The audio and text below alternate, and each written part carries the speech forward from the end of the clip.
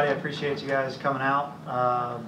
Obviously today, like we've always talked about on signing days, is a big day for our program, and an exciting day for all the student athletes that we get to add to the program. So it's an exciting day for us. A lot goes into it as far as some of these relationships that go back, 12 all the way to 24 months. Some of these local kids that we've known a long time, and then today's finally a day that you get up here and you get to talk about them. So many things you can't, talk about certain recruits and all of that, but today's the day that we can make them official. And last year was the first year for the early signing period. I think it's a good thing, and we still got a lot of work to do to finish up this class going into January. But today was a day that we got to add 8 new guys, and we're excited about all of them.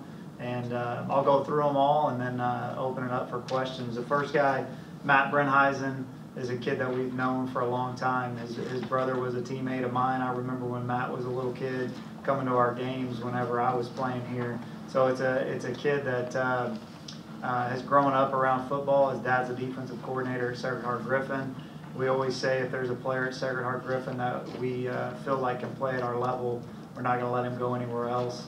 We offered Matt whenever he was a junior in high school, and he stuck with us the entire time. And Matt's just a football player. He plays a ton of positions, and he has started since he was a freshman at Sacred Heart Griffin. He's played in a lot of football games, probably 14 or 15 more games than most high school kids get to play in because they go to the state championship every year. We want to sign championship players, and at that program you're going to win a lot of championships. He's used to winning. He's our type of guy. He's tough. He's great in the classroom, and Matt will come here and have a great career. Same to Branson Combs from Evansville. Branson, I feel like is one of the most underrated players that for sure that we've signed. But had some FBS offers. I know some MAC schools came in, but we're lucky to have him. He came here and earned his scholarship in camp. He came here and just outplayed everybody. And then he had an unbelievable season. I mean, last year they won the state championship. This year they went to the Dome in Indianapolis and got beat right at the end of the game. But he's a winner. He can play a lot of different positions as well. In the state championship game, he took over 200 reps. He didn't come out of the game on offense, defense, and played every special teams rep. Went over and watched him compete in basketball.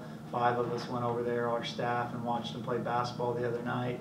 He's the same way on the basketball court. He's just now not even close to what type of athlete he can be. 6'4", 205 pounds now. Some people recruited him to play outside linebacker. We'll start him off on that. The offensive side of the ball is kind of where he wants to be. Can play outside, but can grow into that H-back type player that will start him off. So another kid that's great in the classroom, unbelievable family that we've been able to get to know, and we're excited about Branson. Tanner Corms, another kid that committed to us in the summertime that we offered back in the springtime when we were doing our spring evaluations, is an all-around just great athlete. We put athlete by his name. We're going to start him off playing defensive back. But he came here, he could play wide receiver too. He's on a nationally ranked baseball team, plays center field, really does a lot of things that when we start talking about what type of athletes we want to sign, Tanner exhibits a lot of those things. And so we're excited about Tanner. Really what you'll see in all these guys, especially early signing guys, are kids with great grades that are program guys that have been with us for a long time, and Tanner has done that. It's been fun getting to know his family, getting them up here. He's got 6 brothers and sisters, and they've all been up here on campus, and it's just it's a great family, and I'm excited about getting Tanner here. Avante Cox is a transfer from Wyoming. He's from Rochester, so he's teammates with Nick Baker, who plays quarterback for us now. Avante's a kid that we offered out of high school. He went to Wyoming, played the last 2 seasons at Wyoming, and is coming back here. He's an explosive kid. He was in high school, almost led the state receiving. They won a state championship. He played all over the field, and then he's played a lot, started games for Wyoming in the last 2 years, didn't redshirt. So we'll look for Avante to come and really give us a spark on offense in a return game. and at slot receiver, but Avante can play inside and outside, can do a lot of different things in the jet sweep game, and I know I'm excited about putting him in our offense because I think he fits really well. Jordan Cox is a big-time wide receiver from Atlanta, Georgia, from Milton. Jordan, I just got done watching the state championship game really a week ago today. Went down to the Dome. They won the state championship. They beat Colquitt County in the biggest classification in Atlanta. The final score was 14-13. Jordan really won them the game. 66-yard touchdown reception in the biggest game. The place was packed. He's performed at a high level. Battled an injury, so some of his stats aren't as big this year. He missed 4 games in the middle of the season, but he played good down the stretch in the playoff run. Is a guy that our wide receivers coach, Nick Williams, recruits that area, and he's a wide receivers coach. Just formed a great relationship with him. Really, when he was walking around on his official visit this weekend, I mean, he's what you want him to look like. You know, he's 6'3", 190 pounds. He can run, he can jump. He's physical, he's competitive, and so we're excited about Jordan and putting him in an offense. When you lose someone like Ralph, he's kind of a lot like Ralph was, a long wide receiver that can play on the outside, can stretch the field. Will Hopkins, another kid from Park Hills, Missouri, that you know, really he was just a kid that we found it at camp. We were at Lindenwood. It's a mega camp. There's 400 kids, and this kid just kept sticking out. He's super athletic. Whenever you talk about what you want the measurables to be in a linebacker, Will is that. I mean, he's going to be a big kid where you can put some weight on him. He's physical. He never comes off the field, just like you want him to see at a smaller high school in Missouri. Really dominates the game, but he really performed well in camp, tested well. Is just a tough, hard-nosed kid that we had our sights on all summer. He committed to us in the summer before the season started, and as a loyal kid, and has stayed with us. And we're excited about Will and his family getting over here on campus. I'm excited. Will's a kid that'll play in his early years because he's so athletic and he can run, and will really fit into Coach Petrino's stud position where he's played a lot of safety, but he'll probably move down to that linebacker level, but he can also play in space. Tim Johns is a transfer from Purdue. It's a kid that everybody really in our league wanted coming out of high school. Ended up at Purdue, and then we'll have 4 years to play here. So really he's like a freshman to us, and he'll be here for spring ball. He starts school in January. He's a physical kid. Dad's a firefighter. You know, he was going to go to Army. He wanted to be in the military. He's coming here. Really, one of the things that drew him here was our aviation program. He's already started flying. He wants to be a pilot. And so we were able to, he really narrowed his choices down whenever he was trying to find a school to transfer to. So we're excited about getting him here in January, getting him caught up in spring ball. And will be a guy that we'll push to play right away this season. And then Avery Taggart, he was the #1 tight end on our board from the summertime. His plans to come here and play both sports, like myself thought I was going to do one time, so I couldn't really tell him that he couldn't do that. But he's a superb athlete. He's really a really good player. He's a kid that had FBS offers in the summertime. Another kid that committed to us early and has stuck through it. Barry was at an AAU tournament, didn't know he was committed to us. Watching this kid, somebody in the stands said, well, he's committed to Southern Illinois in football.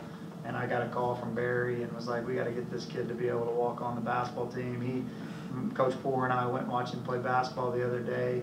The next day he had 29 points. He's a really good basketball player too, but I think he could be special at the tight end position. You know, he's about 230 pounds right now, but he's really athletic. But he's got that toughness that you want, where he can put his hand in the ground and block you as well. So those are the guys that we've signed. We've got, you know, this early signing period is 3 days long. Could have a couple more coming in later this afternoon or tomorrow, and then we're always recruiting. We've been in there all morning watching prospects that when we can get back on the road on January 10th, we'll hit it for 4 weeks until that February 6th signing date to round out this class. But really with this first class, or the first group of guys in the early signing period, I think it's important, like I said, to get program guys that you put your sights on. You're not going to just go out and try to get guys that you don't know. A lot of these guys have been, the majority of them have been committed to us from the summertime. We saw them in person evaluations. We've been in their homes. We've gotten to know their high school coaches, and they really fit everything that we want when we're trying to build this program. So I'm excited about it. I'm excited about them. I'm really excited to watch, and especially with social media now, you get to see the special day that they have, and we can all of us that played can remember signing day. So it's a special day for them and their families. I thank all of those guys. It's important to me that we were able to get I've been in all of their homes, and they've all been here on campus on official visits, and feel like it can be a special group. You know, everybody wants to always talk about signing day, and I've learned that as a young head coach is, you know, how, you know, people sending me text and, hey, congratulations. We'll really find out with all of them, you know, what the signing class, I don't know how you win a press conference or a signing day. They got to come in here and perform, and we'll know 2-3 years from now what this class really looks like. But they have, you know, all the potential to be a really good class. Did losing a starting outside linebacker and cornerback change your targeting of recruits for this signing period at all? I think you're always trying to make your roster better, but you know, we knew that you talking about Aaron Reed and James Caesar. Yeah, I mean, you know, both of those guys, I wish them nothing but the best. I really do. You know, they came here. Aaron Reed's graduating in May. He came here for 4 years. Gave this program a lot. Worked hard, and that's what you graduate. You can go somewhere else. So. But yeah, we've got to be developing guys that are ready to take, you know, their spot right now that are on our roster. So a lot of these kids, when you get your program where you want, you're not looking for a true freshman to come in and put those expectations on them. So some of those guys that'll fill those roles are on our roster right now. So you think maybe a redshirt freshman? Yeah, for sure. Guys that we signed last year and the year before, right. and so yeah, we feel confident in the guys that we have on our roster, and some of these guys will come and push them, you know, especially with the four games that you can play and not redshirt. These guys, that's what my conversations with them in those home visits are. You know, sometimes parents want to know with redshirting and not redshirting. So you don't make that decision at all now. You come and compete your tail off and be ready to play and push those older guys, and those are the type of talented kids that we want to bring in the program. How would you describe Avante Cox? Is he kind of like a little Stephen McKinney, or does he play bigger than his size? Yeah, L.A. That's a long time ago now, but yeah, he's similar to Stephen a little bit. I would say that's a pretty good comparison. Yeah, I would say like on our team, Jaquan Burton is a lot like him. He returned the kickoff for a touchdown against North Dakota State. A guy that can do a lot of things. The thing that I like about Avante is he's a physical kid. You know, he started at linebacker for Rochester when they went to the state championship game. You know, and he's a you know, a smaller kid when it comes to playing linebacker. But when they wanted to make plays, they put him down at Mike linebacker and let him tackle everybody. So he's a physical kid. He runs like that. You know, and in some of the speed sweeps, that's when he scored touchdowns this past year for Wyoming. We're on some different speed sweep type things. But he's an excellent route runner. You know, we saw that when we had him in camp whenever he was in high school, and then he started getting bigger offers and weren't able to get him. You know, he had a twin brother that's at Illinois right now too, and so he's a really good route runner. So he's a guy that can play on every down. Was there a position you were hoping to fill today and you didn't get to? Well, I think when you look at it, we've got to do a good job at the offensive and defensive line. You know, just talking about we're not going to sign. You know, we're going to target 2 defensive linemen that we've got a pretty good idea of who those 2 kids might be. Some of that is, you know, we'll be adding a defensive line coach here and excited about getting him on the road.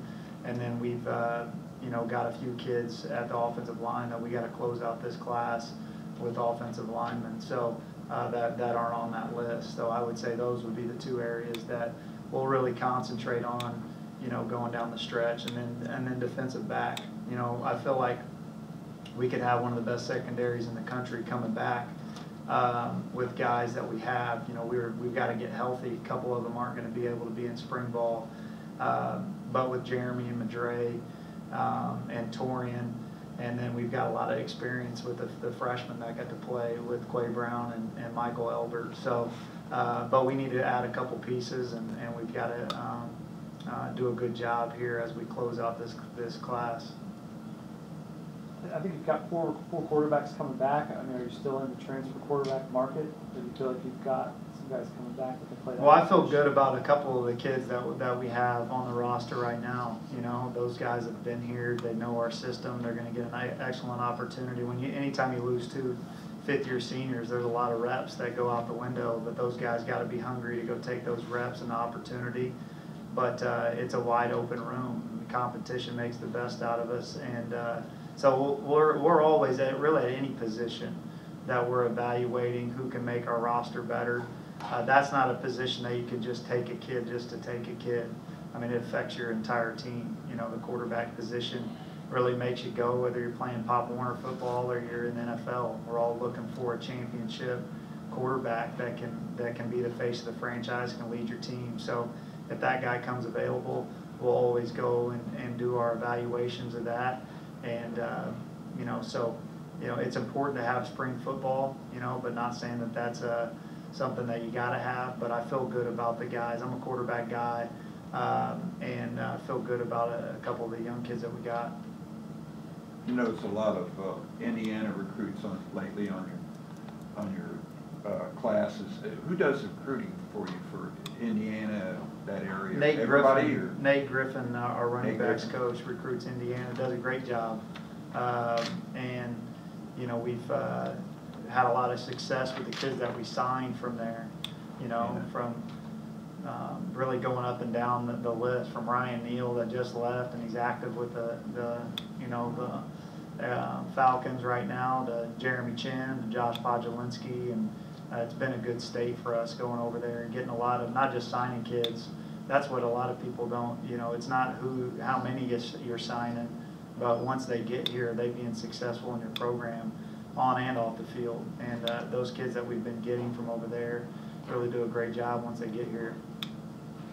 How much of an issue was it, Nick, changing coordinators in the middle of this? You're the head coach, and obviously you tell what system you're going to play. But yeah. Did a lot of recruits have questions what systems you were going to play?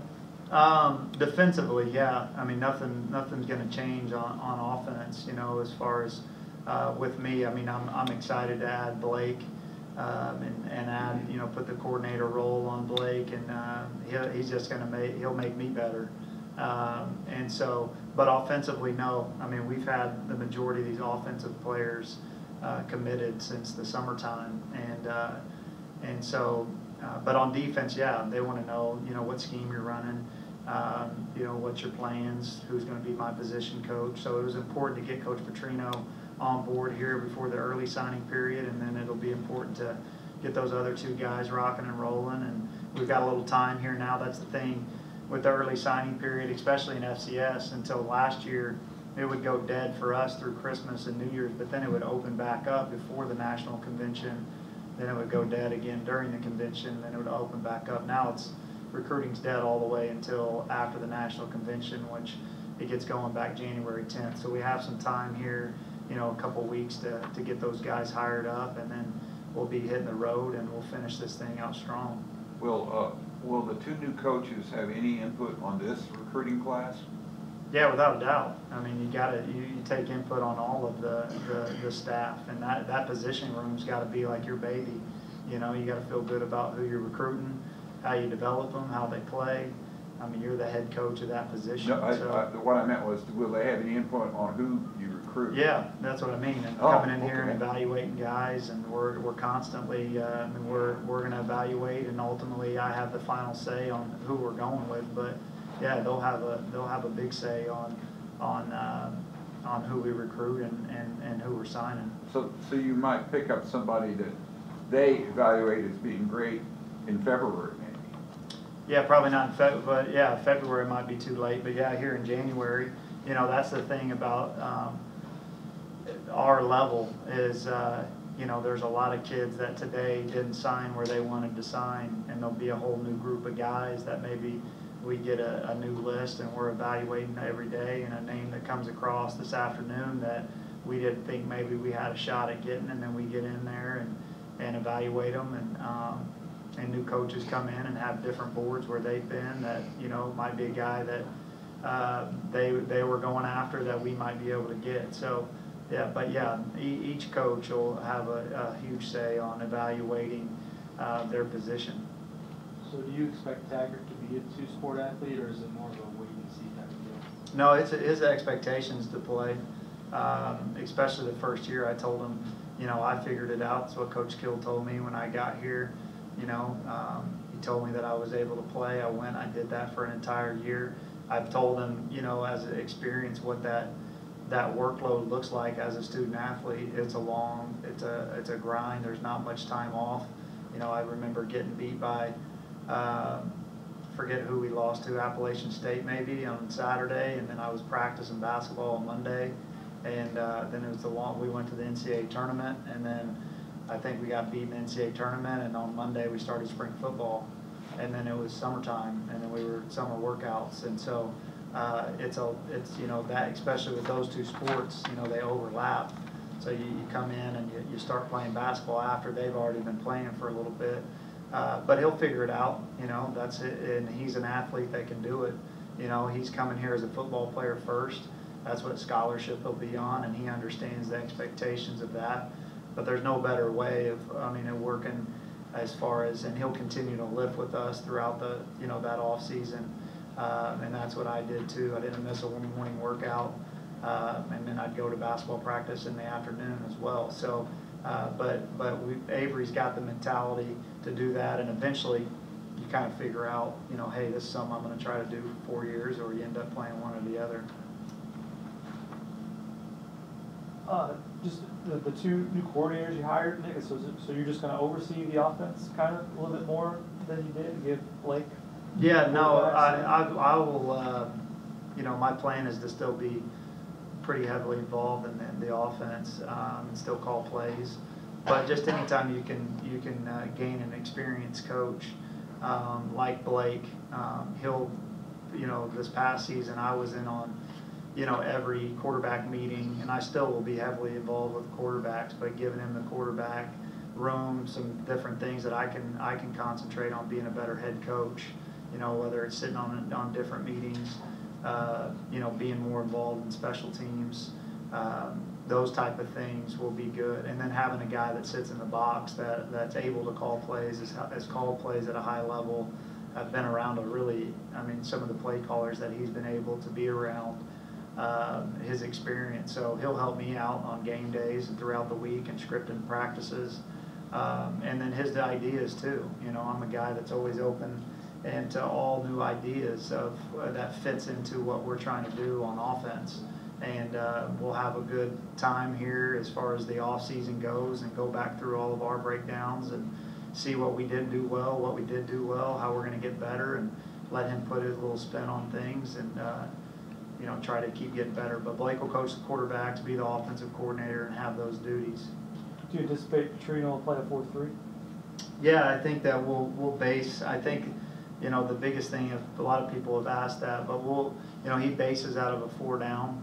But I think it's important for us to see what personnel we have. You know, is mixing up the fronts a little bit, to have some odd front structures and some things that you know, some of our players, we want to put the best 11 players out there.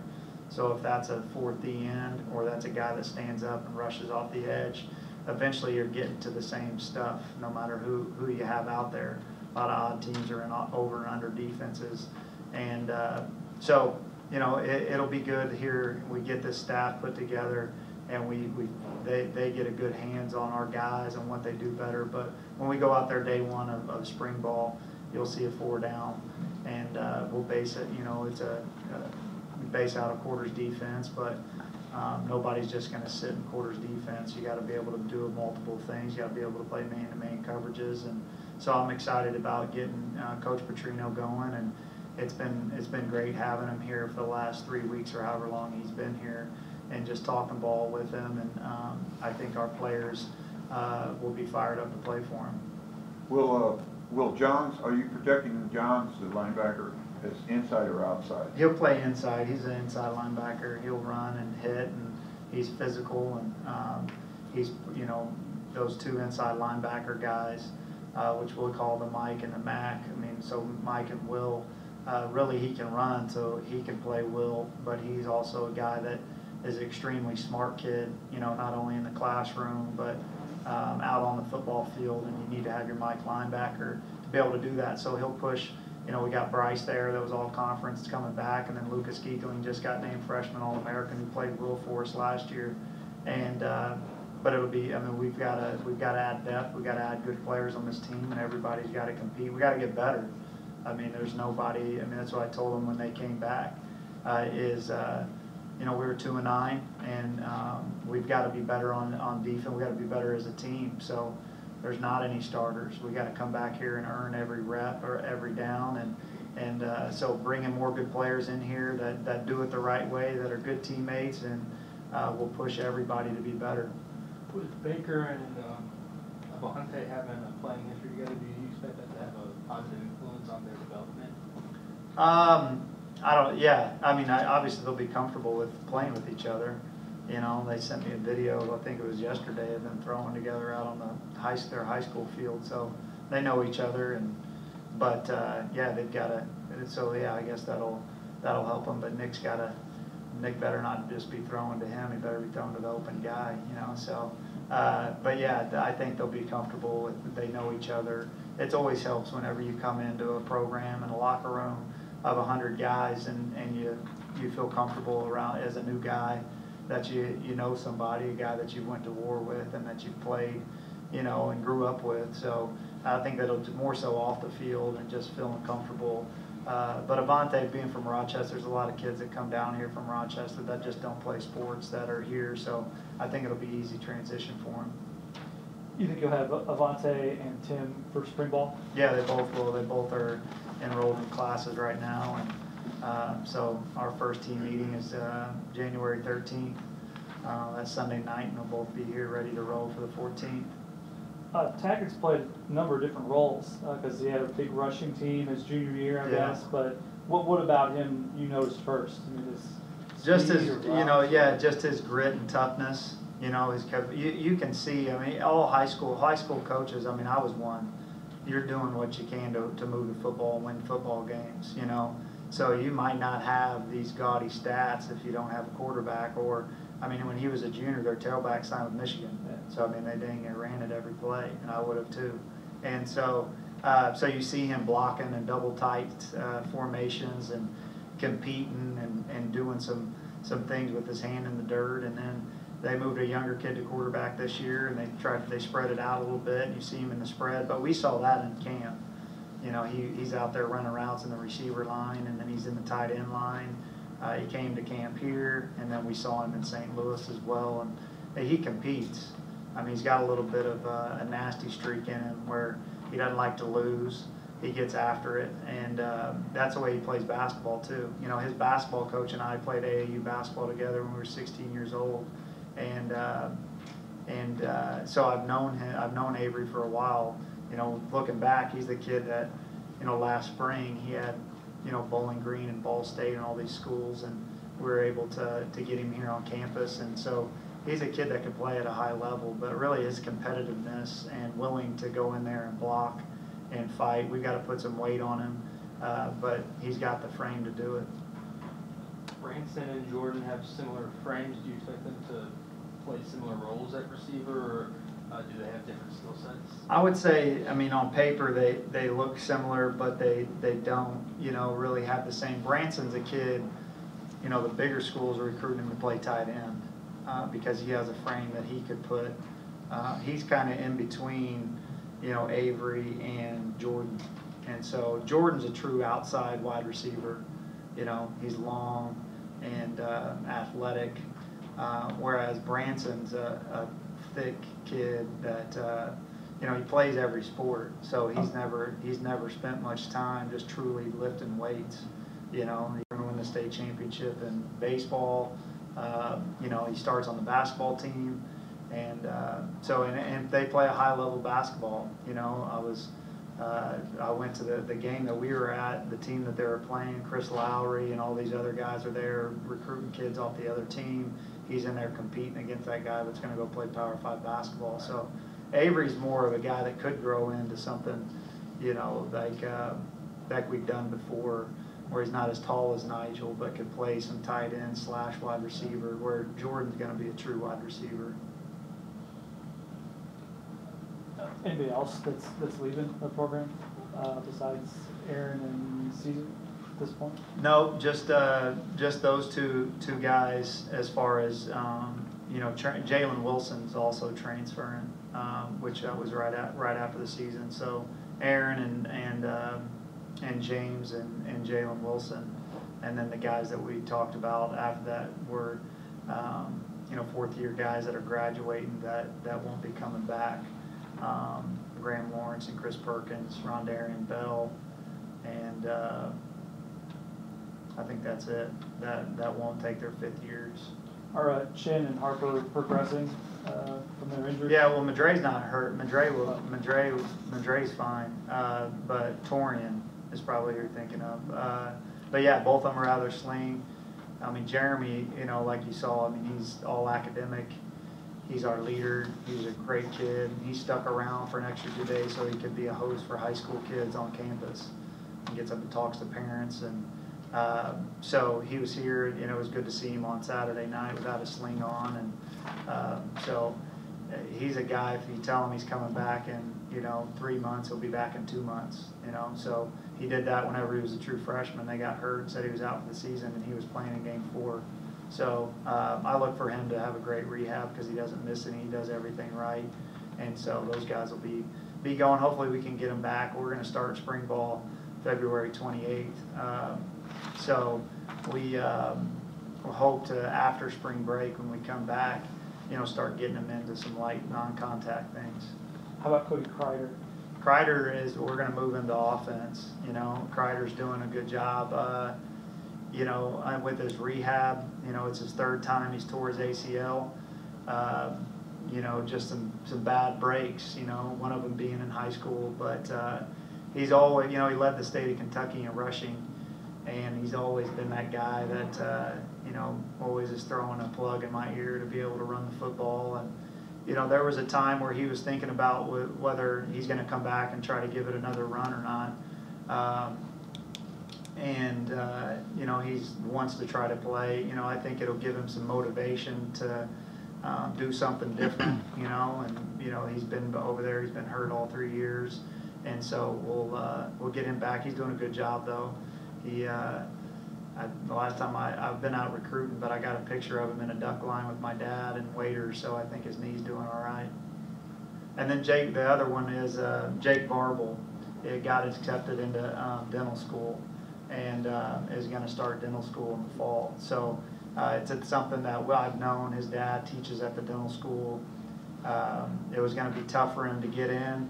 You know, he got a 4.0 this semester, and took I forget what test it is that you got to take for that, but scored really high on it. Didn't really expect to do that and get accepted. And we had a long conversation, Coach Bora's position coach and I, and feel like that's what's best. He could put off dental school. He's coming off an ACL as well.